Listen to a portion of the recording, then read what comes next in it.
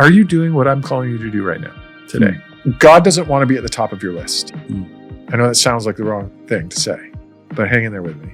Leadership always demands more than you think you have to give. I don't see any leader in the Bible called into an easy situation. Yeah. They're all called into tough situations because that's what leadership is. And you got to learn to grow and depend on people. Yeah. People are trading information for knowledge. Yeah. People are thinking, they get access to information so quickly, they think they know things. Yes. But you can only really know something if you wrestle with it and you work it through over a long period of time. Yeah. People want platforms, but they don't want the process.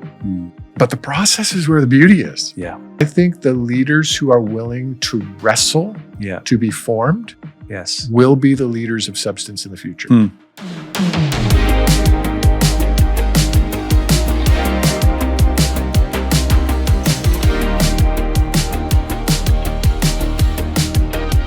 Well, hey, everybody, and welcome to the Help Me See show. And I'm so excited today as we are continuing in this really kind of mission to just help people see possibility, to push past the familiar, to hear stories of possibility, and to really, I guess, just challenge limiting belief systems. And so today I'm really excited. I have a friend of mine, Kevin Shepard, with us. And Kevin is one of my favorite communicators. Just a little bit under Pastor Bill, but pretty close. Good answer. Good yes, answer. yeah, exactly. If Pastor Bill's watching. Yeah. And a fantastic communicator, a leader. So CEO, Crossroads TV, Yes TV, or Crossroads and Yes TV. Leader in our denomination of churches, the Pentecostal Assemblies of Canada, at a national level. Assistant superintendent at a regional level, I guess you could call it, and or in Ontario here, southwestern Ontario, and father of two, amazing husband, world traveler, and so I'm a big fan. And so thank you so much, man, for being on here. Yeah, it's such an honor to be here. I love cheering you on and all the things that you're jumping into and involved in. So it's great to be here. Thanks, man. Well, let's talk a little bit about you. I always love to start with kind of upbringing, because the truth is you're an incredible leader. You're leading at a high level. Doing things that obviously in ministry over 29 years, pastoring for that time. And I know that God has taught you a lot of things in that time, but I maybe want to start a little bit with your upbringing. Tell me about you. What was it like growing up? What did you believe about yourself, the world around you, about, in the lens of possibility? Tell us a little bit about you. Yeah, cool. I grew up in a pastor's home. My dad was a pastor. My dad was a leader in our fellowship as well, and an amazing leader. I'm so thankful for that heritage. I'm thankful for my dad. My dad was busy, was always doing lots of things, but always made time for us as a family. We were always important to him. And so, even though I didn't even fully appreciate when I was a kid, all the things that he was involved in, yet he always showed up to the hockey game, made us a priority in those things as well. So it is possible to have, significant leadership responsibility and still make the right things prioritized in your life. Yeah. And my dad showed me that. Yeah. And I was with my dad this week where he's lives about 20 minutes away, and I just soak up all the wisdom I possibly can from him every week that I possibly can. Yeah. My mom passed away a couple of years ago. What I would say about my mom is she knew how to pray. Like if I was going through any issue or any circumstance, I didn't even need to tell her exactly what it was, but just to be able to say, "Hey, Mom, I need you to pray." And she prayed. Yeah. Like I miss that. I miss that big time about Mom. But just beautiful home like that. There's 4 of us kids, busy home, lots of fun and crazy stuff going on. But that we grew up in the church. That's what I need. Yeah. You said something that's interesting, is being a healthy leader and having a healthy home. I think that's one that's piqued my interest, because I think whether you're in the church world or not, that's something that many of us kind of are in attention, especially as men. I feel that the most. I can't really speak for women, but I do feel like I feel that tension often. Like I had to prep for this weekend, but I also care about my wife and setting up the Christmas tree and my kids, and I want to be present in both of those. But sometimes my mind is wandering and thinking and processing and working things out. How have you kind of learned to? I guess how did you learn that from your dad and your family, and how have you kind of put that into practice? Oh man, so many things I could say about this. So I'll try not to. Just even when Yeah. you're saying that, there's things that were hitting my mind. But I'll say a couple of them. And so even as I think about when I was younger and as I grew as a leader, I know what you're always trying to do is challenge limiting beliefs and challenge what are the mindsets and things you need to shift. And so let me kind of talk about faithfulness for a second then, because that's really what you're talking about is how do I be a faithful husband, faithful father, faithful leader, faithful podcaster? How do I be faithful in all these areas? Yes. And I remember a time when my leadership responsibilities were growing and I was feeling the pressure and burden of performance and outcomes and accomplishing everything. And what I realized, I guess you could call this a mindset shift, is familiarity does not equal faithfulness. So just because it's something you've done a long time or something you've been part of for a long time, or you've been in a certain place for a long time, does not necessarily equal faithfulness. Interesting. Sometimes we make the mistake of thinking that familiarity or security, it's often a camouflage for fear. That we won't step out or we don't try new things or do things differently because of the security or the familiarity. But faithfulness is actually truly being open and responsive to whatever it is that God's telling you to do today. And one of the things I had to work on in myself was I have a bit of a perfectionist tendency to myself. And I always want things done right. I've been that way since I was little. My mom, I get that a bit from my mom. The X's were always bigger than the check marks. I could get 99 out of 100 and literally it's like, what'd you get wrong? And how do you change that? And that's been good because it's driven me to succeed and do better and push hard. That's been good. But the shadow side is a loud inner critic. Interesting. Nothing's ever good enough. And so how that translates to your question, particularly about responsibilities and is I realize you can fail and be faithful. Interesting. Faithfulness for me meant not failing for a long period of time, which is really impossible. And if you look throughout scripture, you see all the heroes in the hall of faith. Well, they certainly weren't perfect. No. So you can fail and still be faithful. Yes. It's actually at your weakness sometimes that you're like, God, he does his best work. You know, those messages, even that feel like a dud, that you're like, that was awful. And people are like, that is exactly what, and you're like, okay. You know, but your weakness is what God's strength can sometimes shine through. It's precisely true.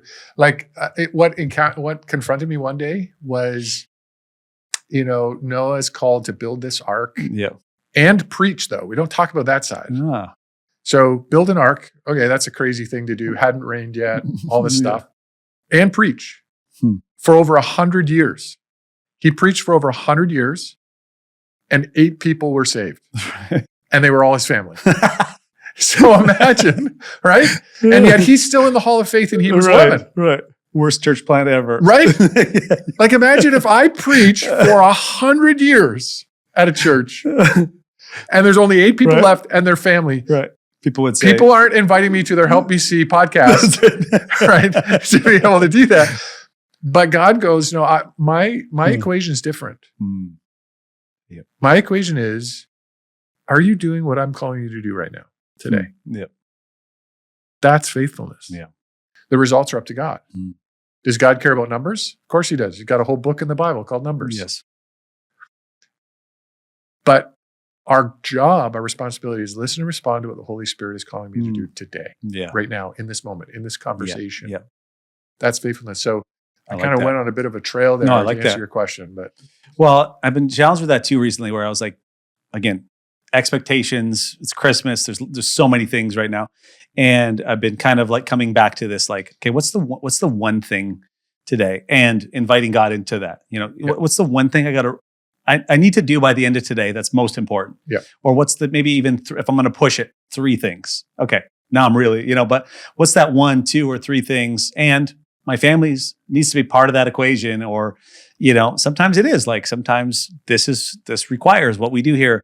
That was what was most important that morning, but then this afternoon that changes. I like that idea of like, sometimes it's breaking it down, So like you said, what's the faithful thing that you need to focus on? Right. A story just came to my mind. So when all throughout my life in ministry, when I've had an opportunity to sit down with leaders who I see have significant leadership responsibility, I want to learn. Yeah. So I would ask them all this question: what is the number one lesson you've learned in ministry? Fascinating. You get different answers from everybody. Yeah. What's the number one lesson? So there's this one guy named Dennis White, amazing leader. He went and planted a church in Nairobi, grew it to 10,000, then handed that over and went and planted another church. Yeah. Just amazing guy. I had a chance to be with him for a week. And near the end of the week, we were out together. We were having pie, actually. Okay. We love a pie. Yeah. And I just thought, okay, here's my chance. Just him and I. I said, what's the number one lesson you've learned in ministry? And he didn't respond. And so I wondered if he heard. Right. It was kind of this awkward moment for about 30 seconds. And he puts his fork down and he looks at me. And I'm like, oh, here it's coming. Yeah, right. Like, it's like this movie happening, this movie moment. Yeah. He's going to tell me Camera the thing. zoom. It's going to transform my life forever. And he goes, listen and respond to the voice of the Holy Spirit. And I'll be open with you. I was like, come on. Yeah. Like I know that I've one. heard that one like 1,000 times. Yeah. Give me something else. But the more I thought about that, the more I meditated on that, I'm like, okay, what does it mean to hear the voice of God? Yeah. What does it mean to follow the voice of God? How do I have the courage to be able to do that when I don't want to, when it doesn't seem to make sense? Yeah. That's it. Yeah. So I'm like, okay, how does that practically translate into my life, in the priorities and all this stuff? Right. So I'm going to try to tie them in Yeah, here. God doesn't want to be at the top of your list. I know that sounds like the wrong thing to say, but hang in there with me. So you'll hear all kinds of leaders, athletes, all kinds of people. They'll say, God first, family second, church third, God's number one. All this stuff. I get it. I get the sentiment, what they're trying to say. To me, in my mind, it doesn't work. Right. Because if God's at the top of your list, here's what happens with all of us. We compartmentalize our life. Yeah. We do. We got a work box. We got a family box. Sometimes it's blurred in ministry. We've got a health box. We've got a friend box. We've got, a side hustle box. We've got all these boxes in our life. And we reprioritize those boxes all the time. Right. Depending on what's going on. And that's appropriate. Got it. If you're at work and your wife has a health crisis, the family box goes above the work box. Right. Yep. If you're with family and there's a work crisis, the work box goes above the family box. That's not wrong. That just is the way it is. Yep. So if God's at the top of your list, the problem is you will reprioritize him like you reprioritize other boxes. Yeah. And God's not a box. He doesn't go in a box. Yeah. So then what do we got to do? So the way I think about it is God has to be at the center of every box. So what does it mean for God to be at the center of your family, the center of your marriage? Yeah, that's the good. Center of your side hustle, the center of work, the center. If God's at the center, no matter what gets reprioritized, he's still at the center. Yeah.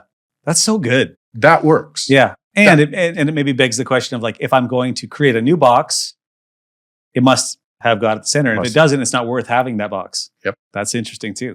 Because there's lots of good ideas, lots of great leadership things that you could try and put your hand to. And even this is a great example. Yeah. This is actually what I shared even this morning briefly, just about this idea that if I couldn't get the why right, I just didn't want to do it. I didn't want to be lumped into that. I wanted to help someone. But beyond that, I wanted people to see what God had done through me that he could do for them. Yep. So I really like that framework. That's so helpful.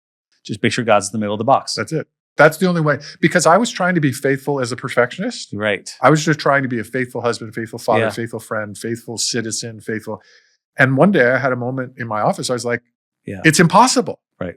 It is literally impossible. You can't do it. Yeah. So that's what started to force me to shift my framework that I see things in. And now, as long as I'm being faithful in this moment, in whatever box I'm in, then I could be faithful, faithful to God. Yeah, I love that. That's such a helpful framework. Okay, I want to talk a little bit about your leadership. Okay. So you're leading at a really high level in terms of organizational leadership, multiple, I guess, arenas, it feels like. What are you learning And I actually would like to come back as well at some point to this. What's your top leadership? So I'm curious now. What's your top leadership? So maybe I'll give you two questions. One is, what's your top leadership sort of thing that you've learned in the 29 years of pastoring? I'd love to hear that. Maybe it's what you just said.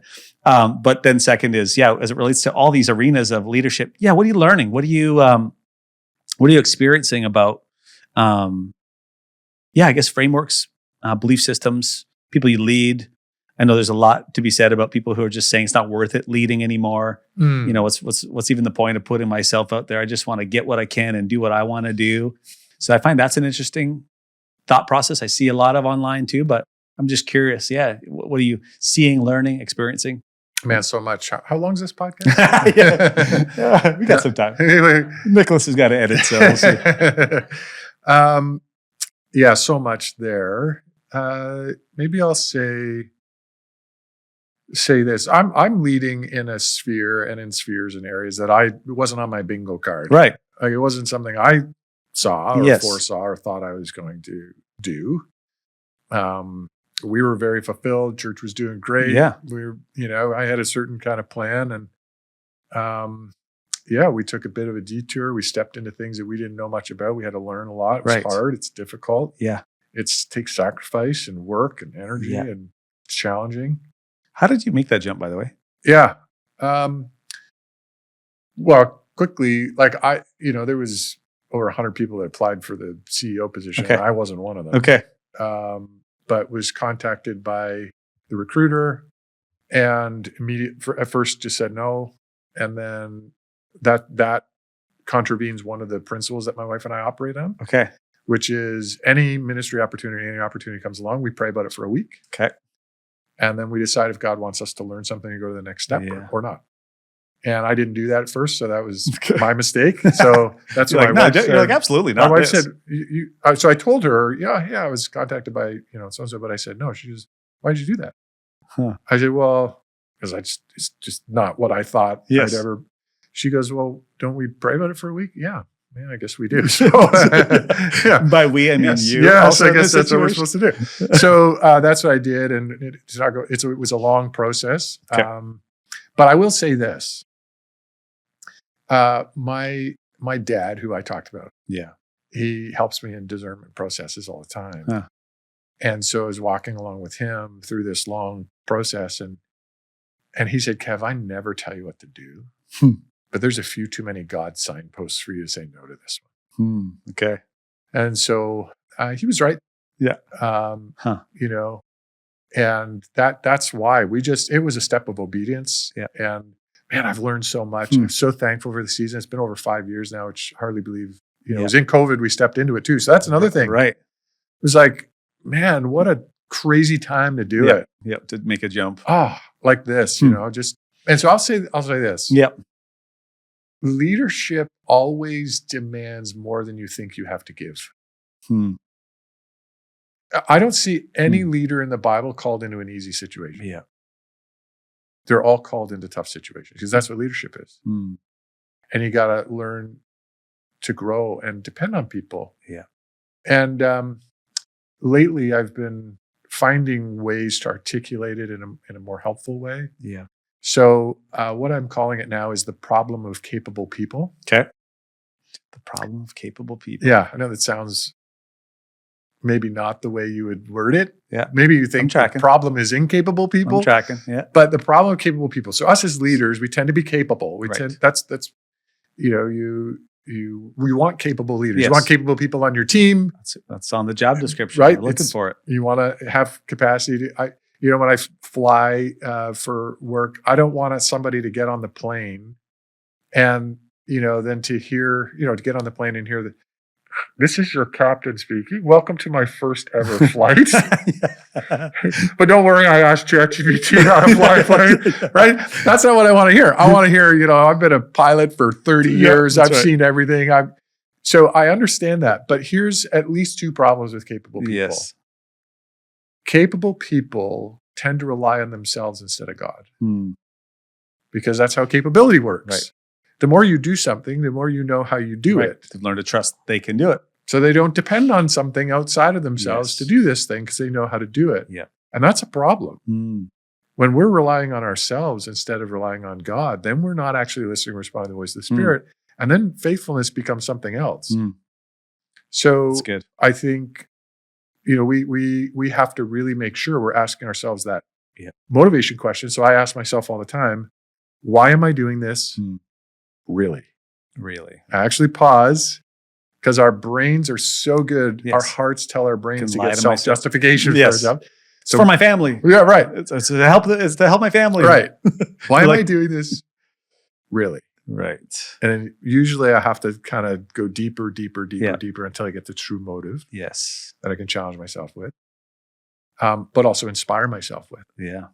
To see the possibilities, to trust God in the midst of things that don't look like on paper like they're supposed to be that way. And the second problem I would say with capable people is we tend to rely on ourselves instead of others. Okay. And if we're not careful, we silo a bit. We can, maybe I'll talk about the silo principle in a second too, since you brought that word up. But we can, I'll just do it because I know how to do it. Yeah. Or, we tend not to really give people the opportunity to empower them. Which is a savior kind of mentality. Totally. Right. And it's a sad way to lead. Yeah. Because you miss the beauty of watching other people flourish. And that's what I love to see. I like that a lot. The problem of capable people. Yeah. Yeah, it's so true. Yeah, it's really a discipline to choose that, to decide, okay, I need to ask myself, that question, why am I really doing that? And then, who am I trusting, myself or a God who's, exactly created me to do this? Yeah. Okay, let's talk about the silo principle. Okay. Now that we're on these leadership principles, we're learning. This is great. Sure. Yeah, the silo principle is an interesting one for me because I read widely, read a lot. Yeah. And when you read in any leadership book these days, they almost all talk about silos. And I've heard for many years, you got to break down silos. Right. Silos are the problem, all that kind of stuff. But when I grew up, we had these friends of our family that he wasn't my uncle, but I called him uncle. Those friends that you have, there's friends who are family kind of deal. Uncle Orton and Aunt Charlotte. And they was a dairy farmer. Okay. And so I was hearing this whole thing about silos, and I went out to Uncle Orton's farm. Yeah. And I said, I don't know what a silo does or what it is. Can you help me understand? What is the point of a silo? Everybody's talking about break down silos, smash silos, but farms have silos. We have silos. They must have them for a reason. Yeah. What is that all about?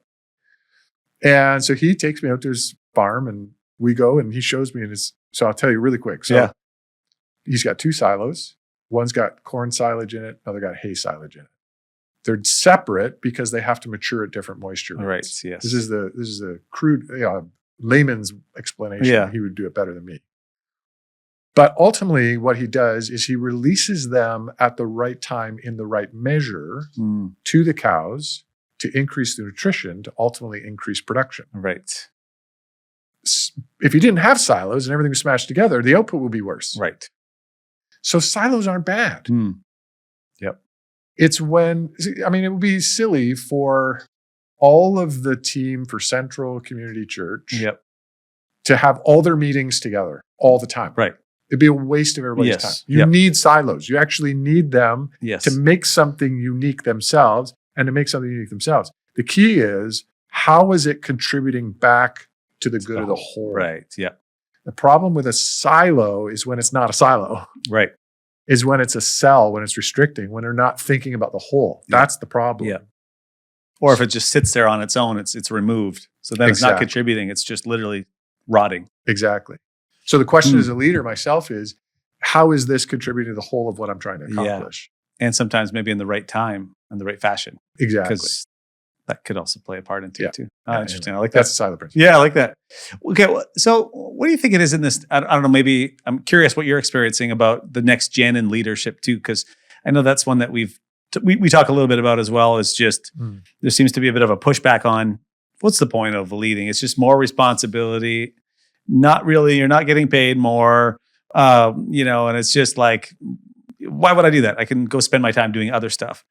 There seems to be a lot of, I feel like a lot of my algorithm is filled with people that kind of think like that. Mm-hmm.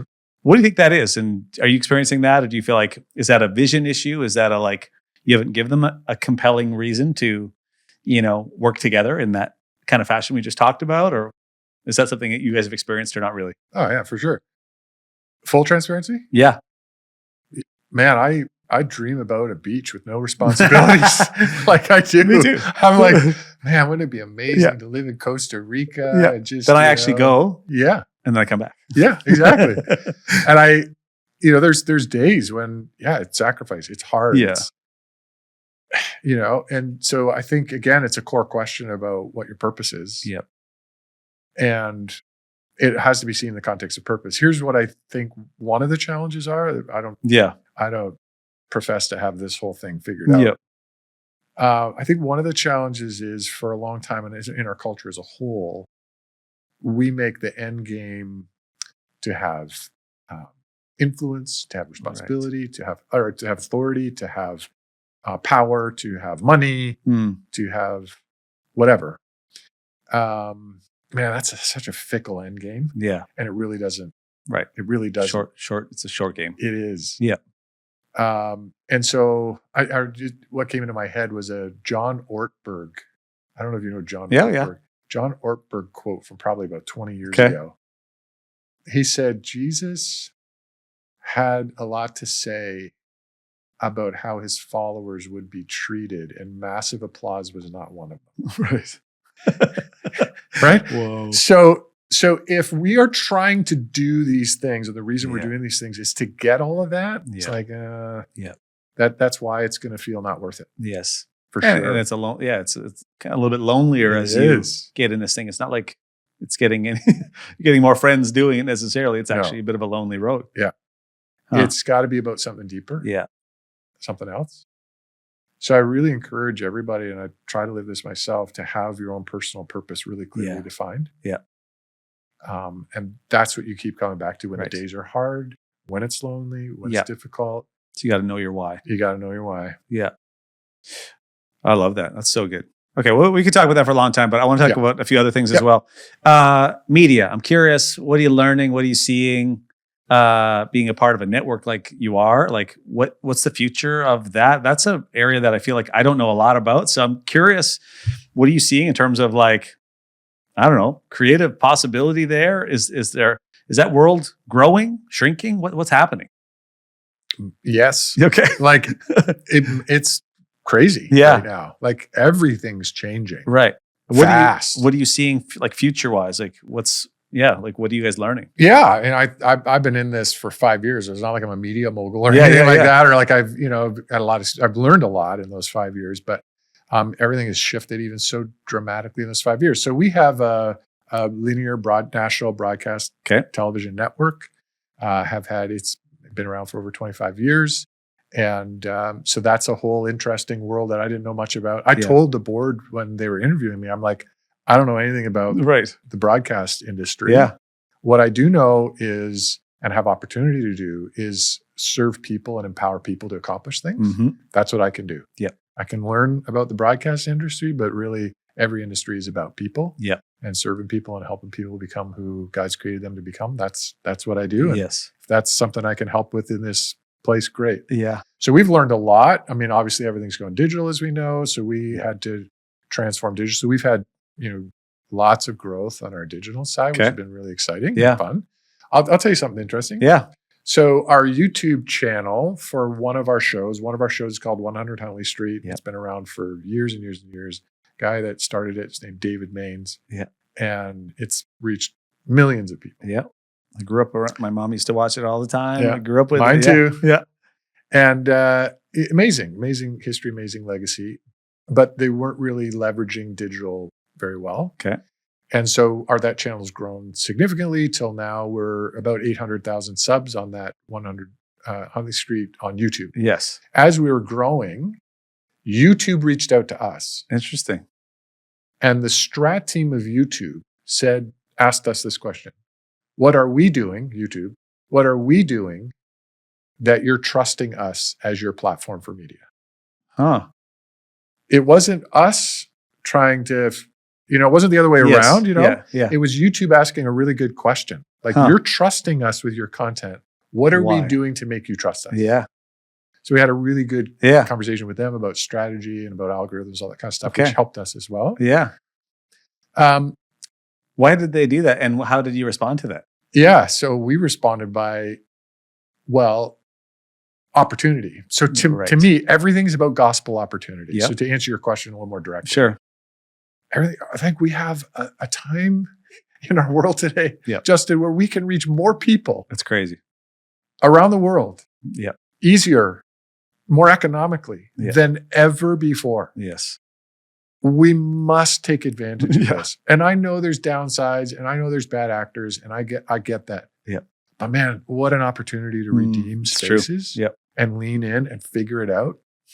So I think the gospel opportunity is incredible, right? Yeah, absolutely. So the answer was, opportunity. Right. For us, we're about spreading the gospel, the good news of Jesus and the truth. And you have more eyeballs than anybody else in the world. And it's an opportunity for us to do that.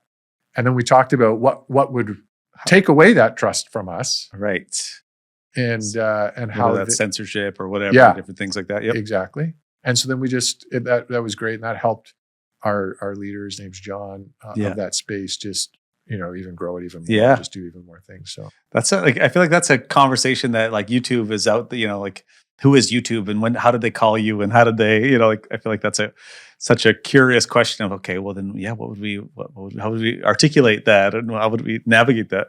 That's so cool. Mm-hmm. Yeah. Wow. Interesting. Yeah. Love that. All right. Well, love it.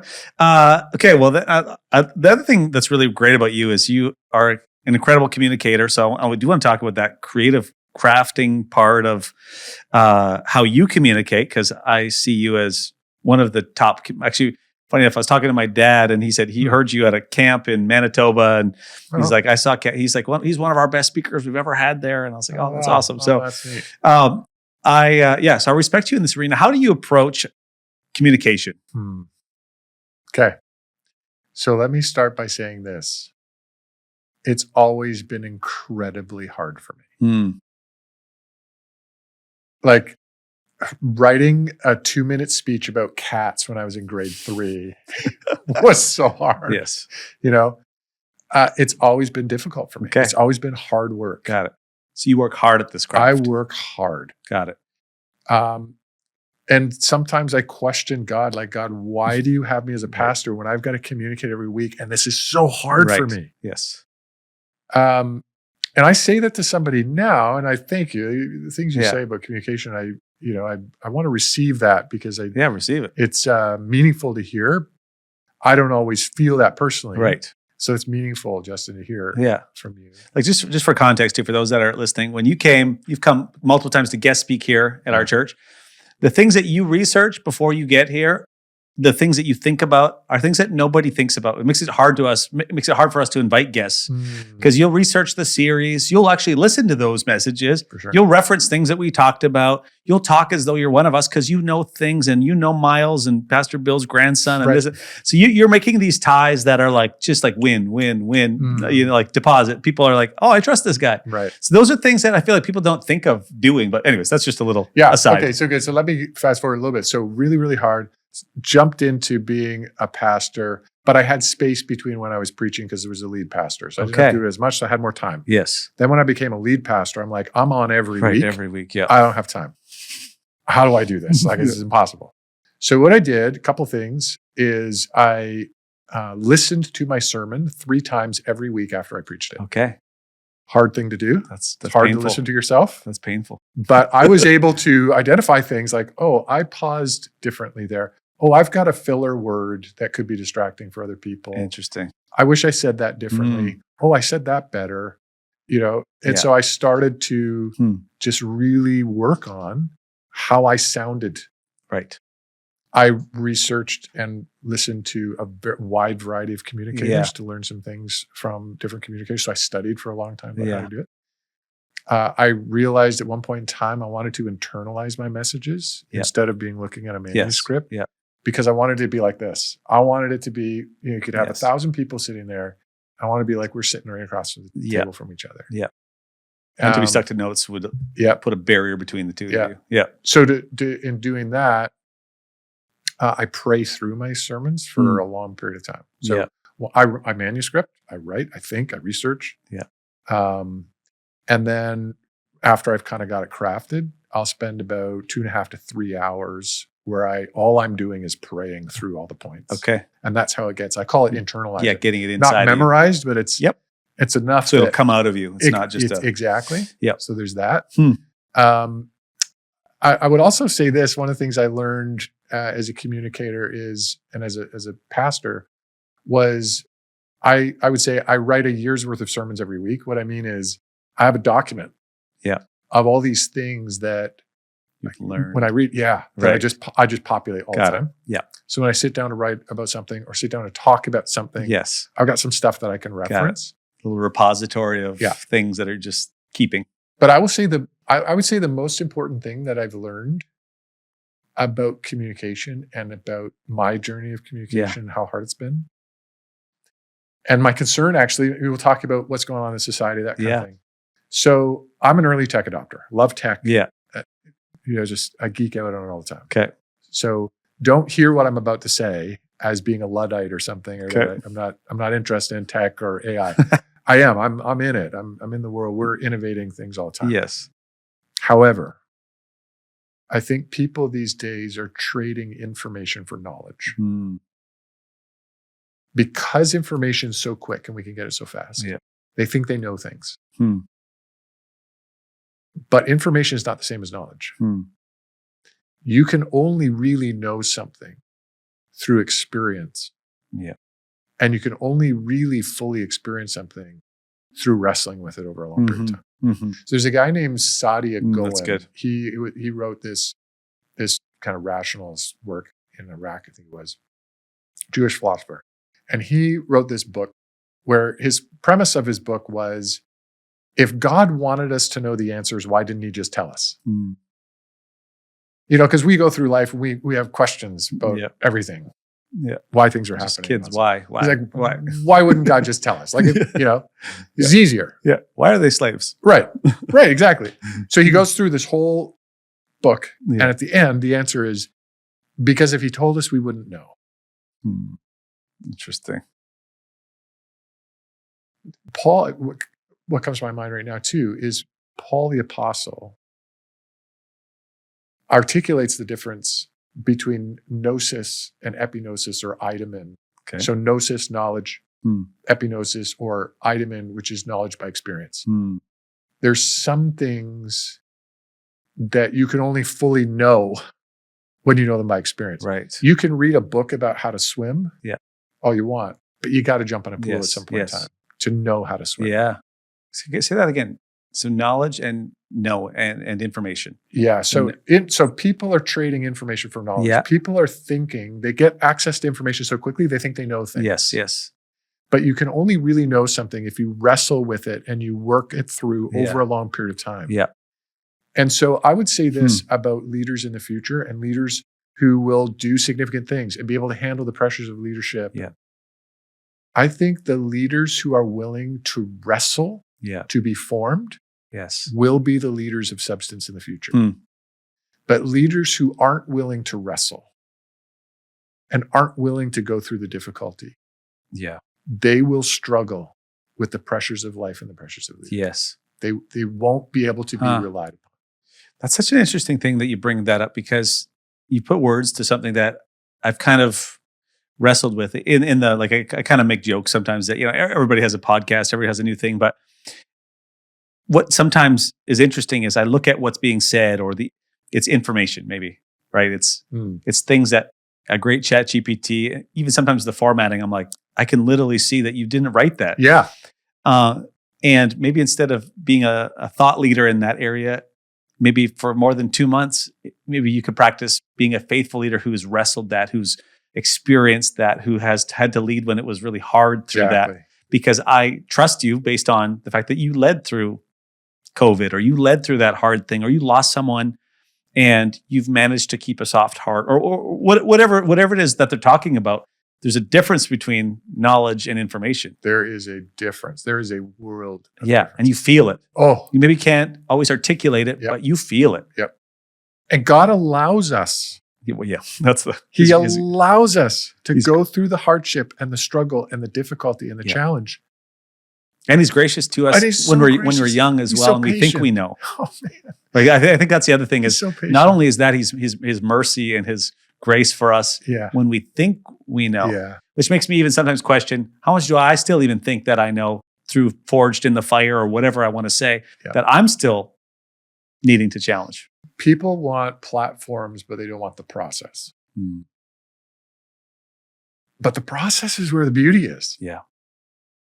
And even if you don't get the platform, the process of God forming and shaping you into who he's created you to become, that's the beauty. Oswald Chambers said, the purpose is in the process itself. The way I've tried to articulate this is as I've wrestled with my own self and the positions that I'm in, and sometimes the perceptions that can come along with that and that I don't like, and there's parts of that I don't like, and parts of that I'm honored with, and wrestle with all that stuff. Modern ministry values doing big things fast and famously. But meaningful ministry is often doing overlooked things over a long period of time quietly. And what just hits my mind as I say that to you is about, I don't know, maybe 5 months ago. We have chapel every week. And in chapel, one of the team members was leading chapel, and they just kind of quickly referenced the miracle of Jesus turning the water into wine. And something about the way they said it. I've read that passage, I don't know how many times. I've heard it preached 100 times. I don't know. It's preached to yourself, probably. Yeah, for sure. And something about what they said, the way they said it, kind of got me off on this tangent. And don't let me forget, as I say this, don't let me forget to tell you a quote I heard about daydreaming, because it'll fit. Sweet. Okay. So I kind of got off on this little daydream tangent. I stopped listening to them, frankly. Sorry if you're watching. And I started, here's what got my mind.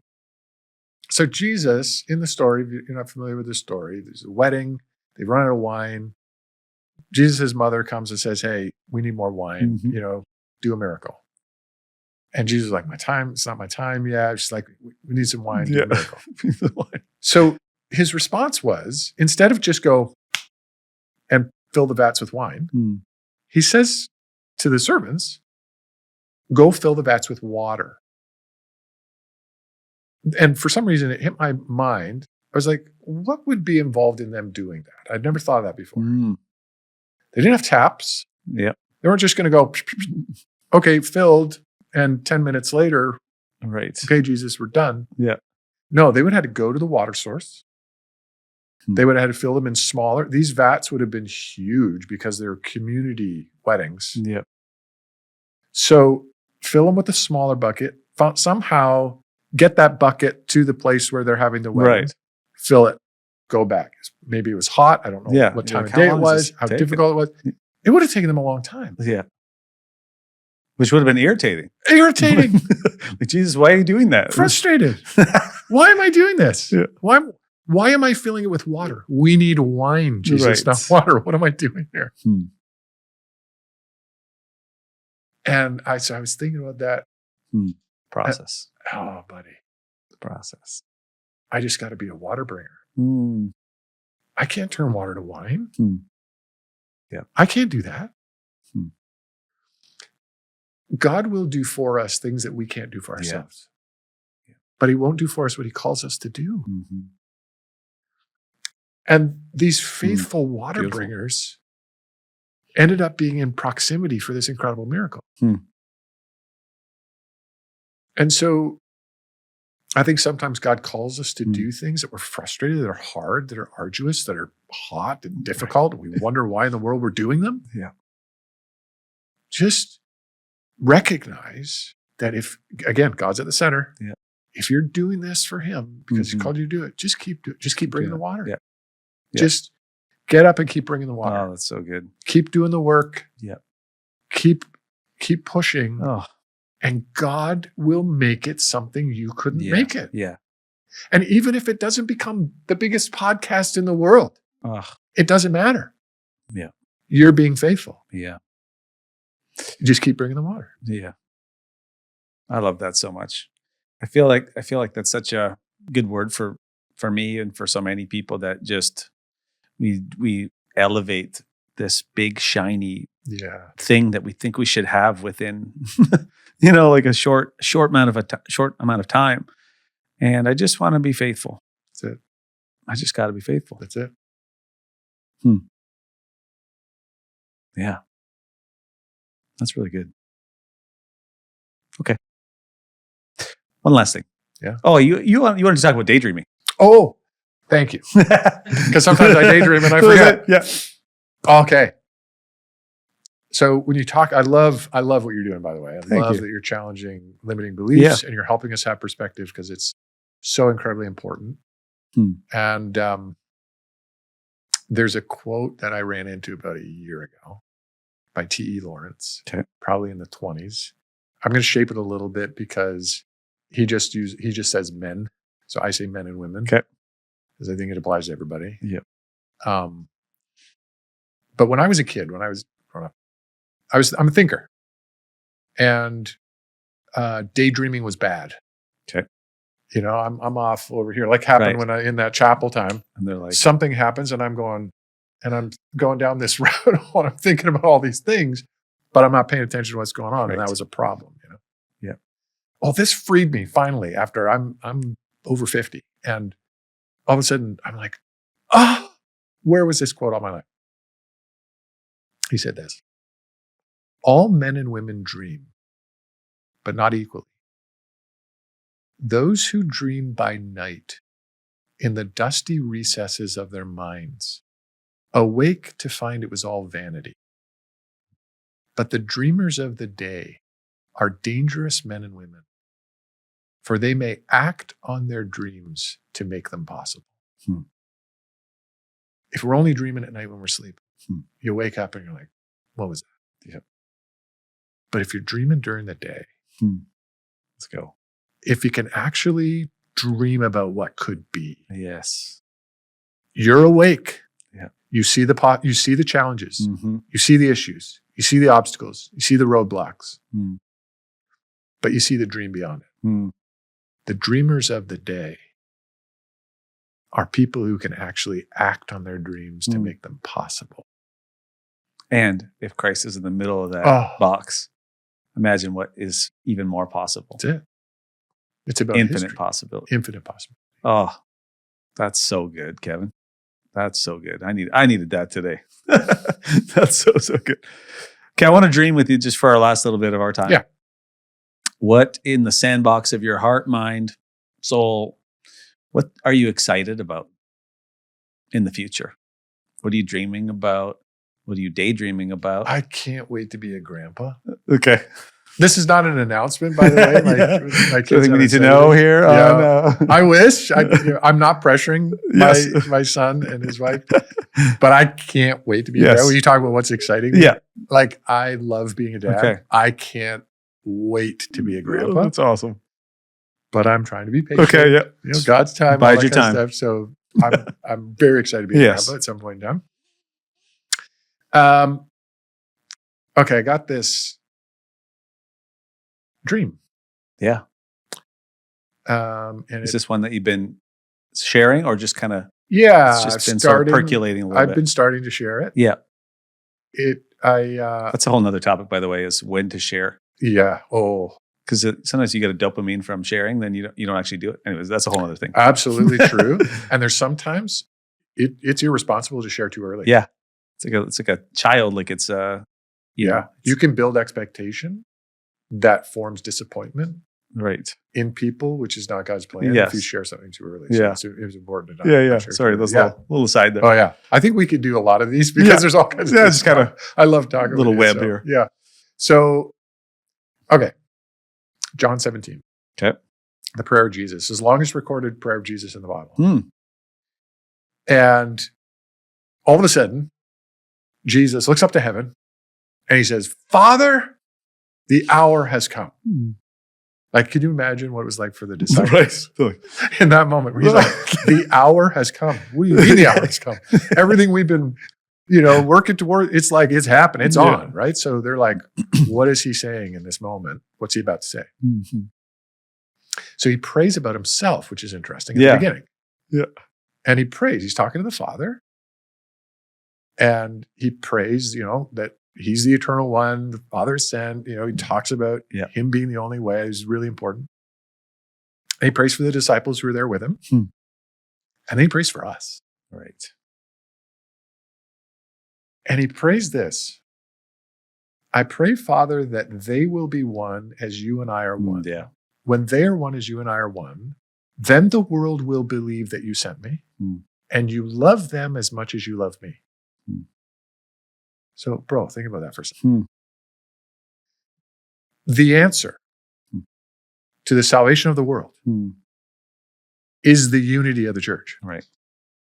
That is the answer. Right. Out of all the things that we've tried, out of all the outreaches we do, I'm not saying they're bad. They're, they're part of the, but the thing that Jesus said will do it is unity.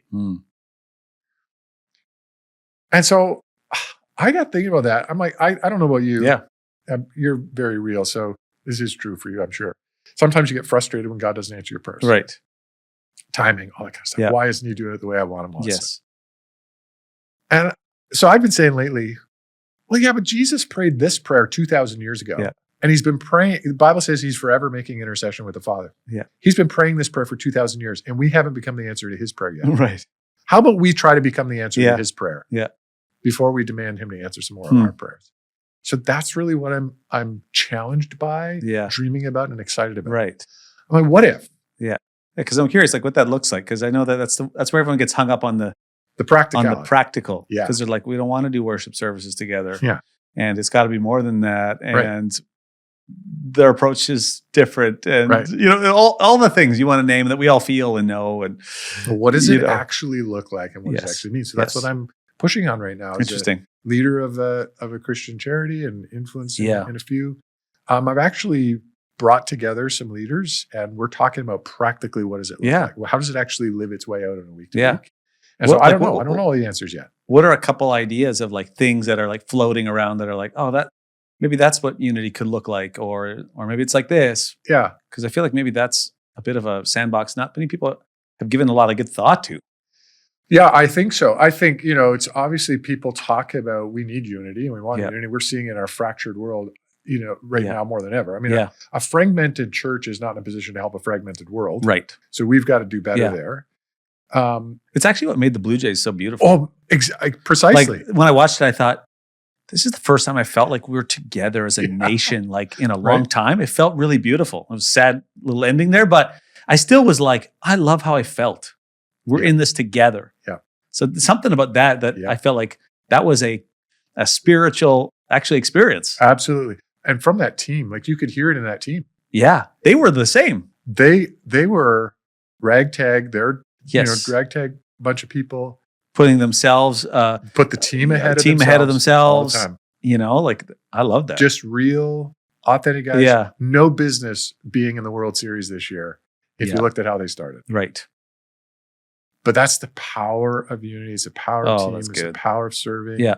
It is incredibly beautiful. Yeah. When you see it. So I don't know all the answers. Yeah. I do know there's some things where I'm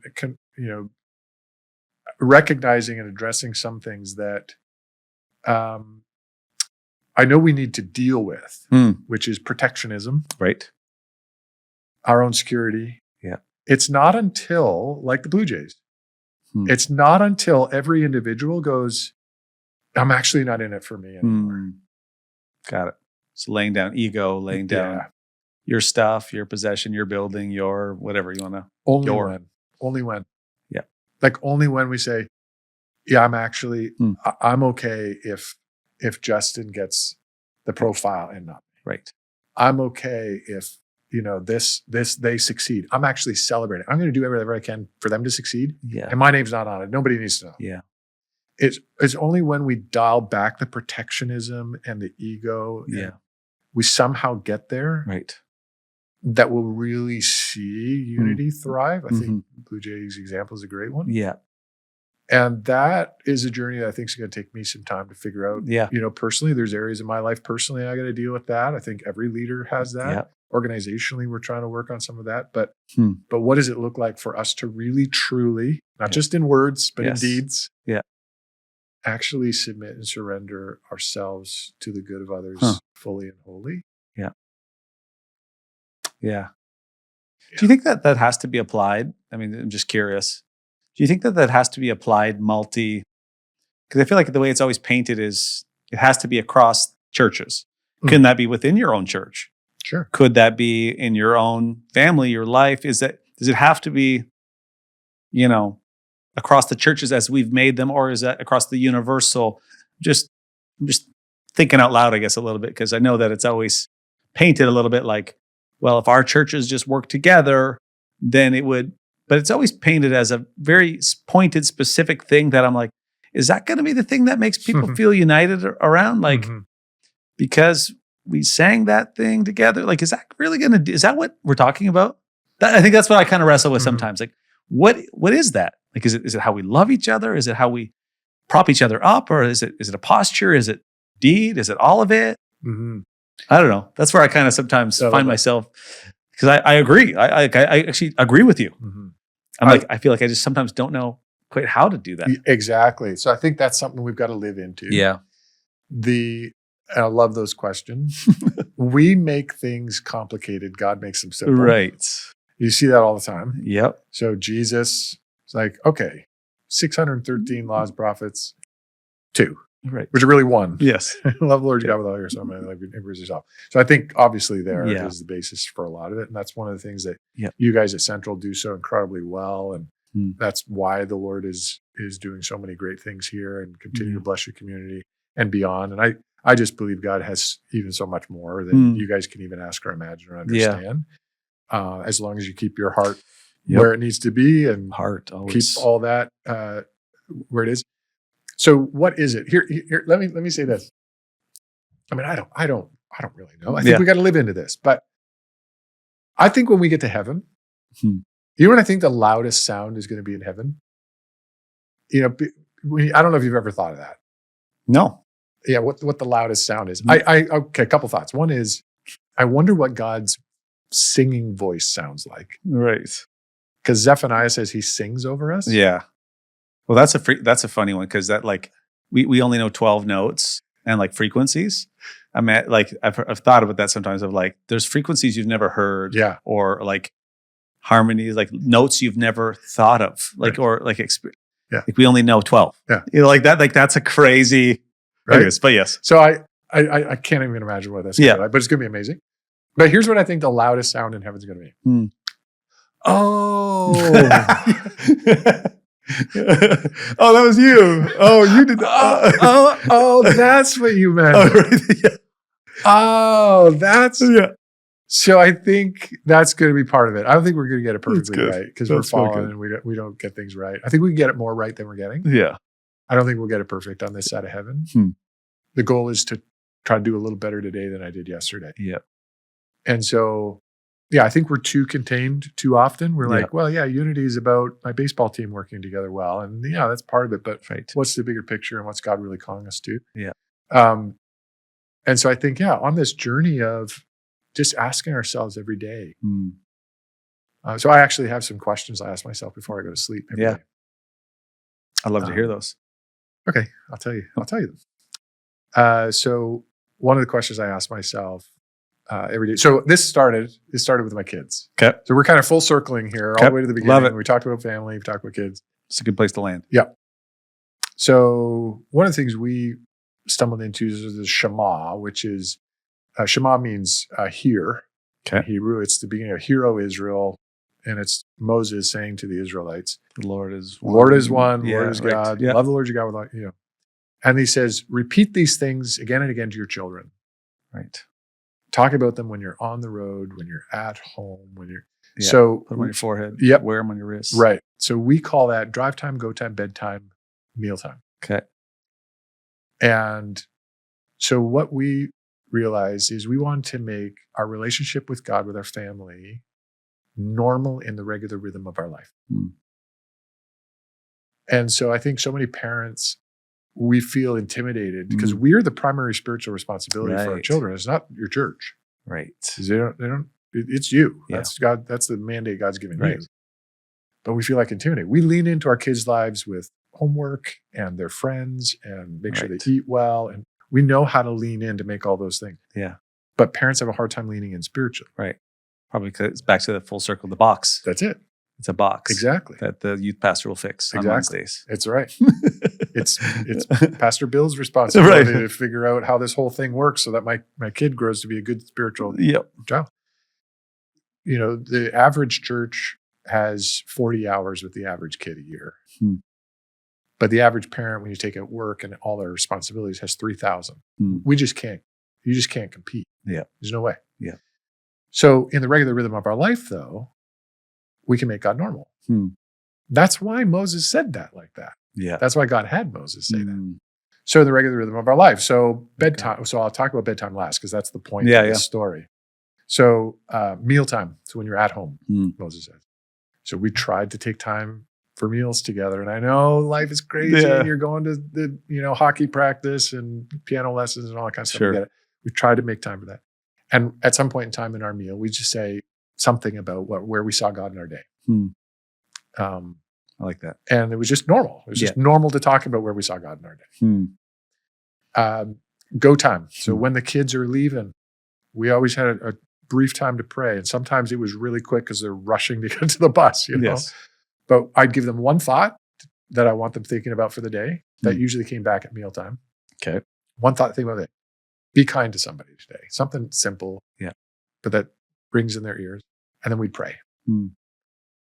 And it was just one moment to just kind of make sure our day is focused on who God wanted us to be and where God wants us to go for the day. Drive time. So we did this thing called Ask Daddy Anything. Okay. Dangerous. So they would save up their toughest questions for the car. That's awesome. And it was a thing. And so we'd be driving along and I'd be like, okay, ask Daddy anything. And they would ask me their toughest theological questions, their toughest scientific questions, their toughest relational questions. That they would save it up. And sometimes it was like, I want to try to stump Dad, see if he knows the answer.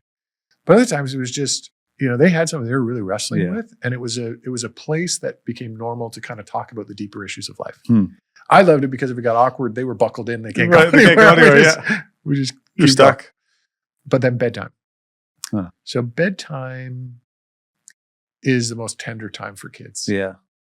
After you wrestle or try to get them to bed, we'd have these moments where I'd ask them, what did you do today to make Jesus smile? So they'd think through their day. And what did you do today that maybe if you did something, you should do differently tomorrow? Yeah.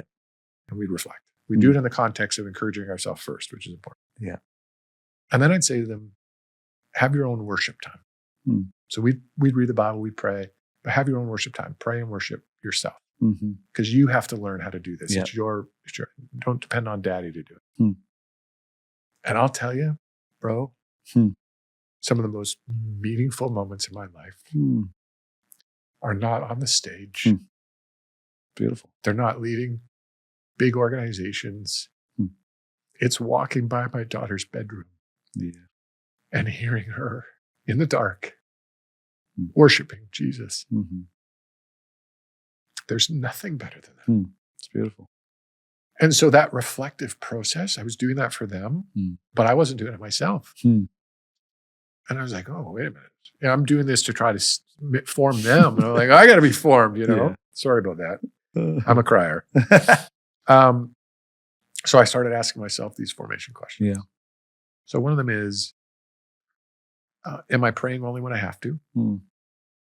So I reflect on my day. I'm like, was I in constant communication with the Lord in moments where I wasn't like, oh God, I need you to come through, but just like the regular rhythm? Yeah.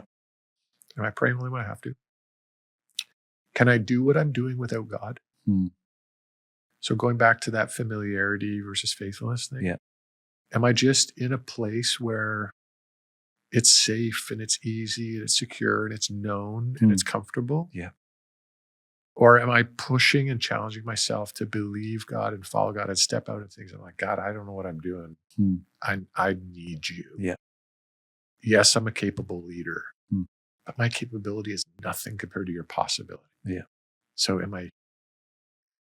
Another one that I was really challenging myself with when I was a pastor is the public way I worship God different than the private way I worship interesting. God? That's a good one.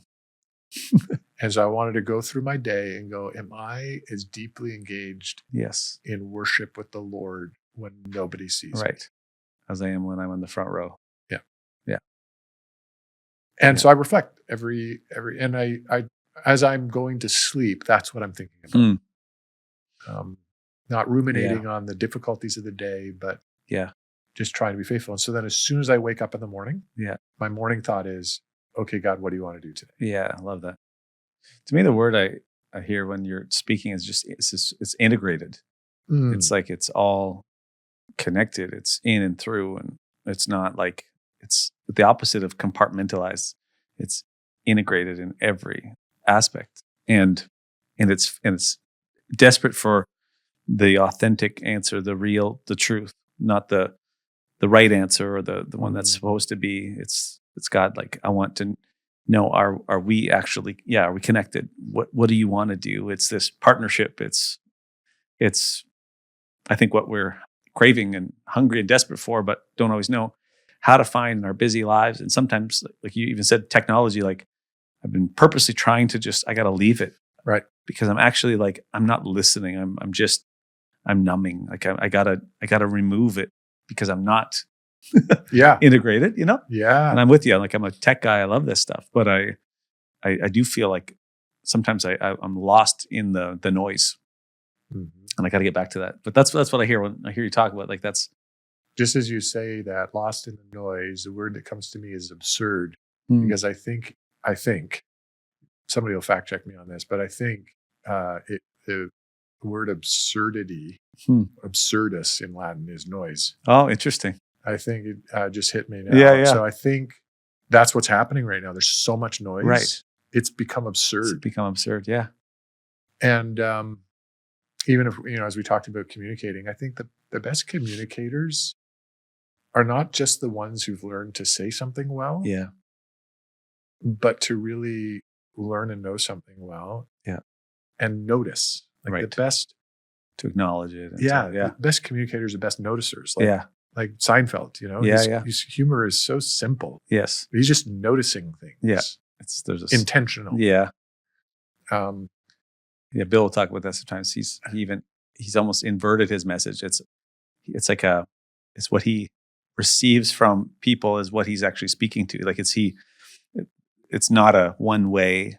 It's how am I receiving from you what you're feeling and experiencing. And I want to acknowledge it, and I want to give it back to you. Exactly. So I'm sorry to interrupt you, and it's going to be ironic based on what I'm saying to you, but I wanted to say, I didn't want to stop this without saying this to you, to affirm you, because that's what I see in you. I see in you a person who listens in a way that people want to speak to you. And you speak in a way that people want to listen to you. Like that's beautiful. Don't ever lose that.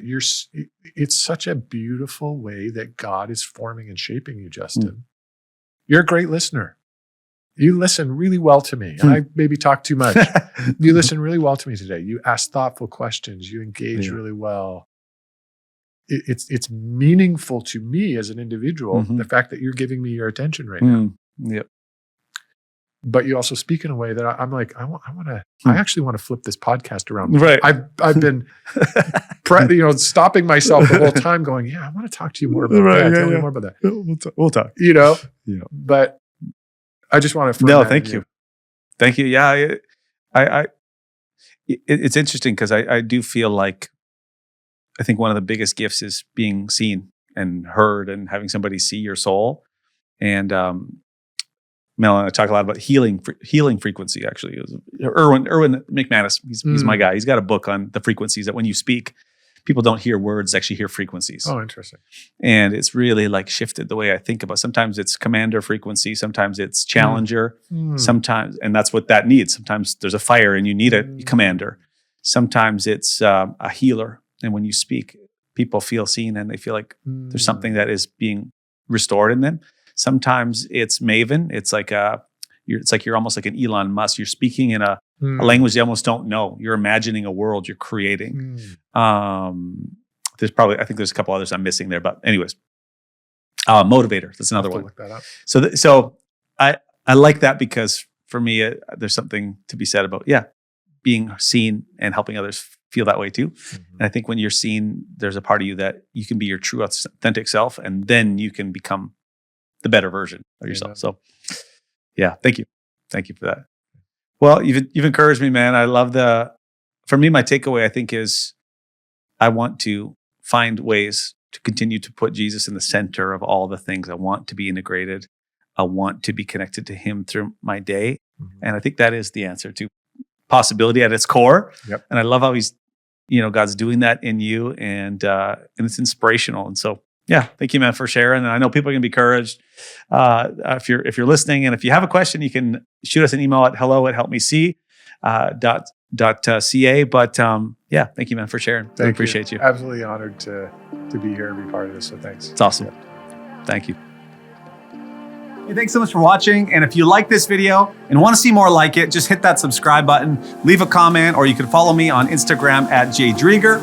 And if you have a question, or if there's someone you would like to be featured on the show, shoot me an email at hello@helpmec.ca. And together, let's keep challenging limiting belief systems, choosing to see possibility, and pushing past the familiar. This is the Help Me See show. Yeah, I love it. I'm in. And if I just want to serve you, and however we just let the Lord lead us. And if I have some thoughts that are helpful, great. You want to lean in on something, let's do it. You want to go somewhere else, let's do it. I'm just fun. I'm open, and hopefully it's helpful. Great. You have to put up with my band. I had a thing removed on my face last week. So I've been kind of like, it's like, this is better than what's underneath. So everything okay? Oh yeah. I had like anyways, it was like, I had finally got a doctor a year ago. I'd never had a doctor. And we just did a checkup. He's like, we should probably remove that. So I was like, okay. So it took a year to book it in, and that was last week. Us fair-skinned, fair-haired guys. That's right. I mean, you still have, my hair used to be about that color. It's a little darker now. Yeah. We have to be a little more careful with our skin. That's right. All right, man. Anything you need from us before we dive in? Okay. Nicholas moved here from Colombia. Oh, mucho gusto, Nicholas. Pardon me? Mucho gusto. Mucho gusto. Yo hablo español un poquito.